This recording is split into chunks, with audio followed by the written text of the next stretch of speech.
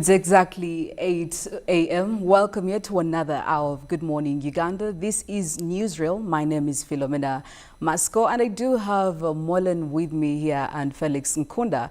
And today the topic is going to be majorly about Uganda National Bureau of Standards, the parastatal body that is in charge of making sure that Ugandan markets are actually filled with high standard quality products, and also to make sure that it ensures the safety consumption of consumers of these products, that they are high quality and they're also healthy but also good on the environment. So yesterday, Uganda National Bureau of Standards did carry out operations in several parts of Kampala, and very many things actually came to light. This was not the very first operation. We've had other operations happen in the last couple of months, the last couple of years, trying to make sure that they get rid of all substandard products off the market, a challenge they seem to be still facing. We'll be getting into all that talk, all those details much later on in this hour. And yes, we'll also be having a guest from Uganda National Bureau of Standards to be able to give us some of the answers to some of these complicated questions. Why is this still happening? Why is it a challenge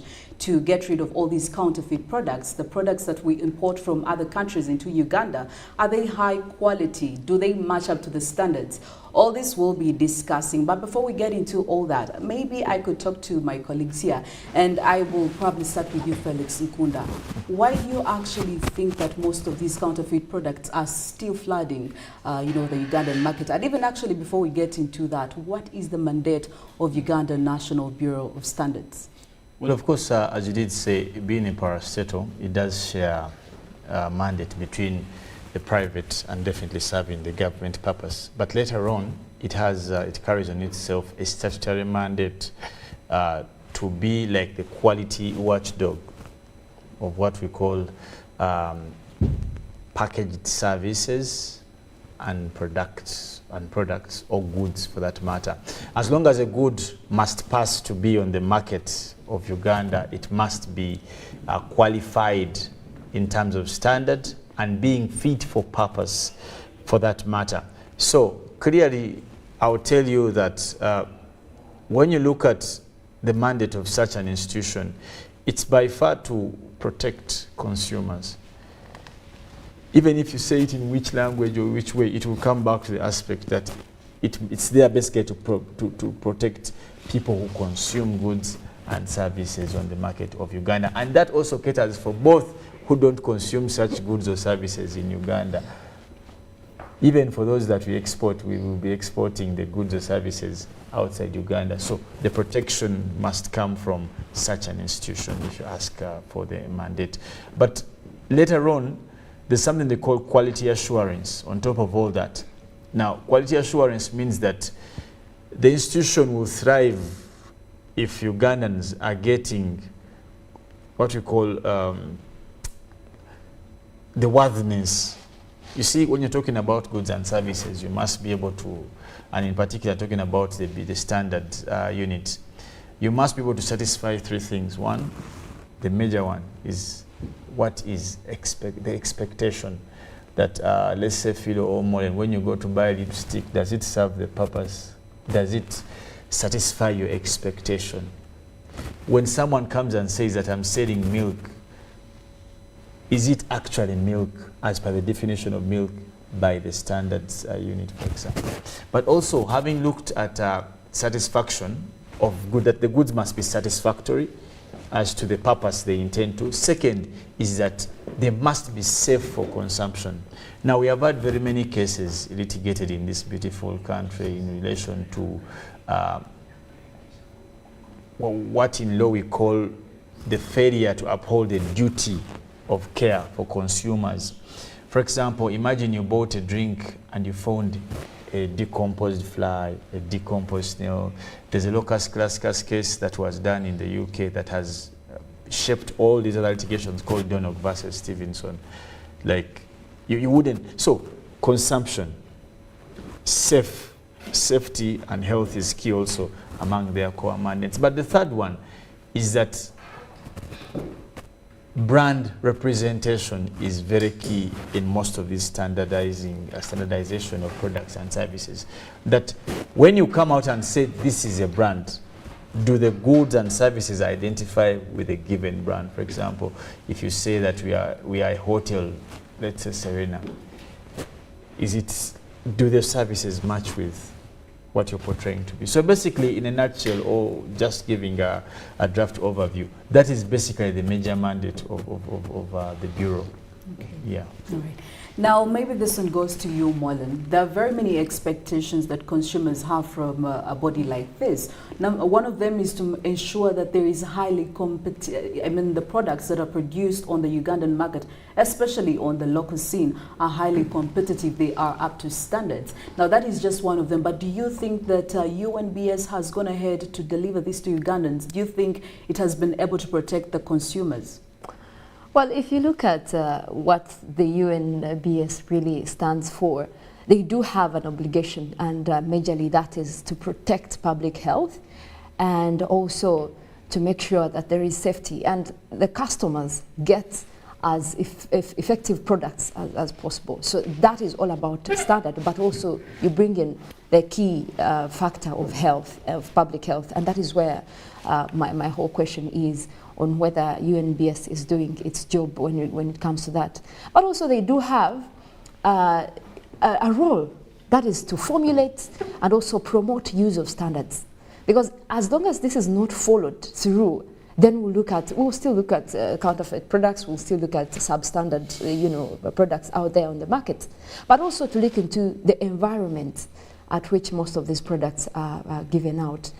And that's why you even look at the fact that they will come in for the measurements and verifying the quality of the product. So that is all the role of UNBS. If you ask me right now whether they are doing so, I want to actually talk about the fact that they have also made their standards high by hacking the prices at which, because this is verified by a stamp.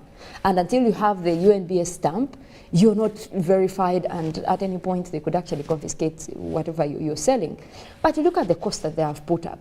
So, for example, for now where we stand at, small enterprises actually have to pay 500,000 to get that stamp, and then you look at big business going for 1 million. In my opinion, this is quite a big sum.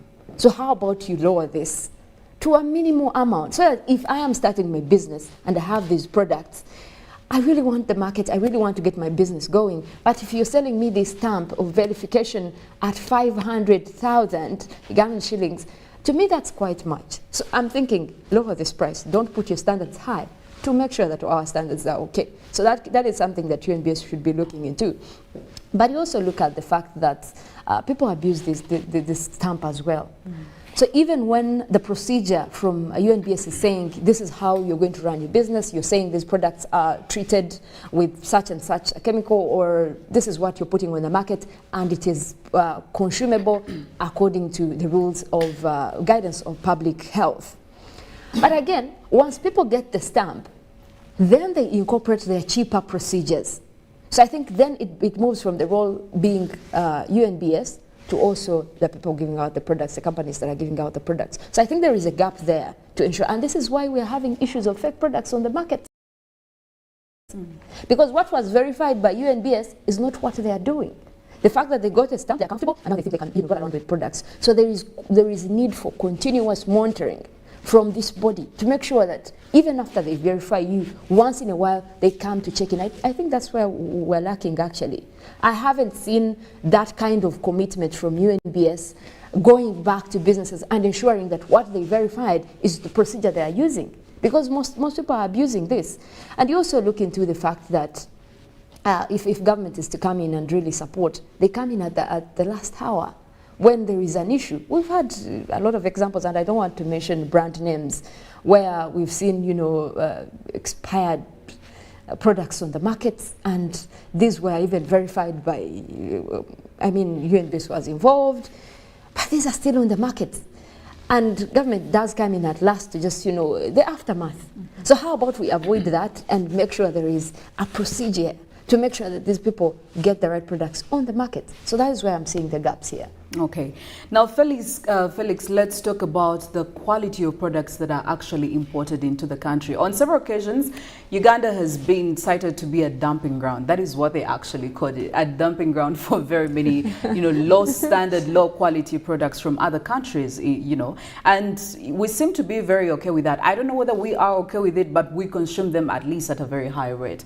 And now you would believe that a body like Uganda National Bureau of Standards has certain standards it marks, to benchmark on to make sure that these products that come into the country are high quality. But do you think these benchmarks or these standards are what we need to make sure that we have these products that are leaving the other countries getting into the country to be consumed? In other words, what can we do to make sure that Uganda is not a dumping site? Absolutely. Yes.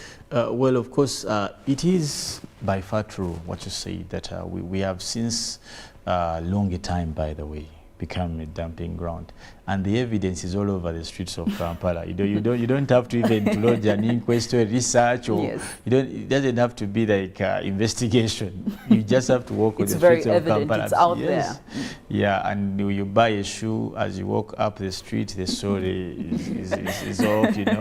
You buy let's say a knife with just one peel, the clip is off. I mean, all these things happen. You buy a spoon and it is as soft as a sausage, or or these Most of those are smokies. made in Uganda. No. Those products are made in Let Uganda. me tell you, some of them have made in China. So I don't know if when Uganda became some of those countries, but some of them could be bad quality, of course, that are also manufactured here by foreign by companies. Foreign, yes. But I'll say this now: the standards unit may have its challenges, may not have built capacity to police, or to, I want to use the word police, or to be everywhere. And I know that's their challenge. Even if they were here, they would say that in terms of staffing and financing. But also, this is promoted very much by the purchasing power of the consumers, the ability that we have, by large, a poor population. Now, that also means that they can only purchase the cheapest available products on the market, and that's what motivates most of these fake products.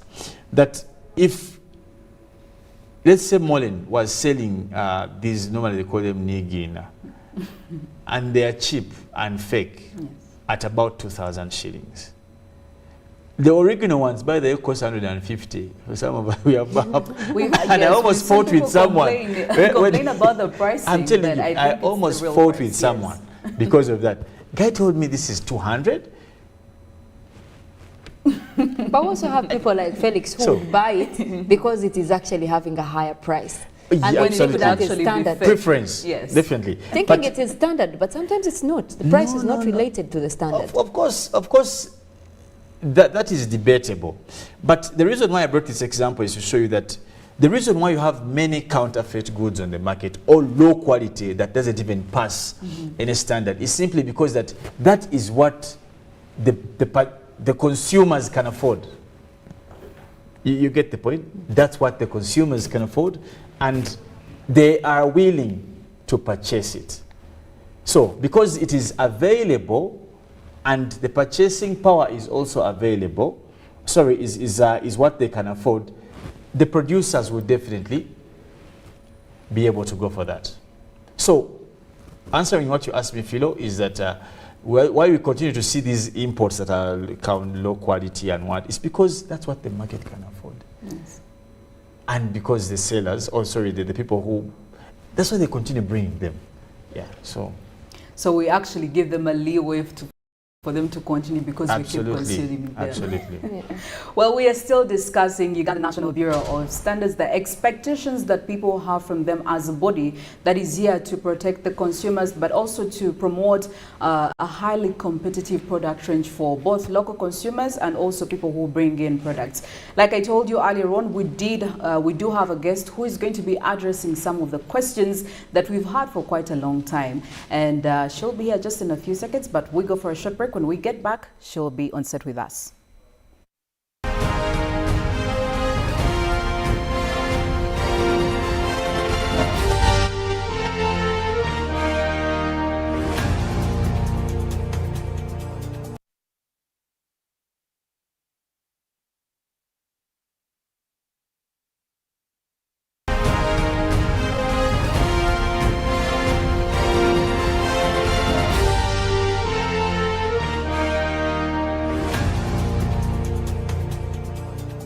Start your day bright and early with Good Morning Bundles from Airtel. That's right. Enjoy brighter days with 2 GB at 5,000 shillings, valid for 24 hours. Join that morning agent meeting. Close that online business deal. Catch up with loved ones. Do it all with the most affordable data bundles. Dial *175# to buy Good Morning Bundles from 12 a.m. to 11:59 a.m. and enjoy 2 GB, valid for 24 hours from time of purchase. Good Morning Bundles for the best day ahead with Airtel, the smartphone network.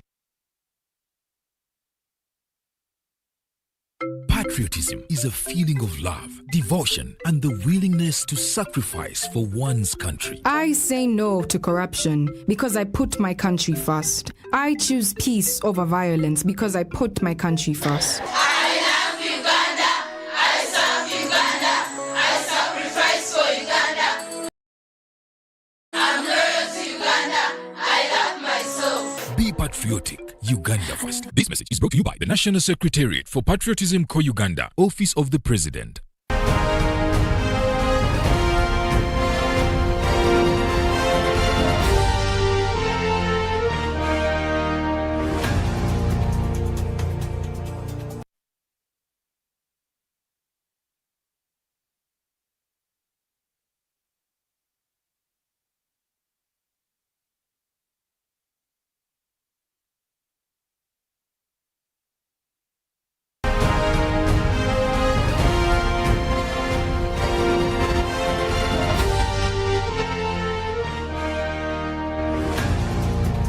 National Bureau of Standards. Thank you for joining us, Ms. Sylvia.